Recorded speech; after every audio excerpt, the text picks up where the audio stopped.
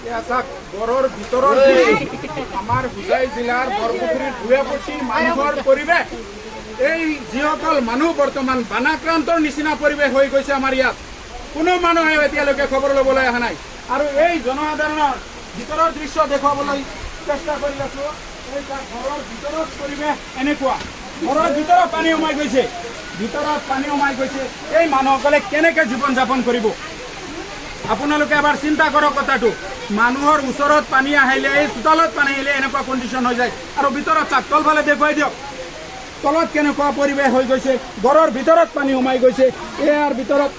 আপনারা কি করবে চাই না এদিকে আমরা পানি কমন লাগে আমরা পানি যাইতো আমরা রাস্তা ক্লিয়ার হইতো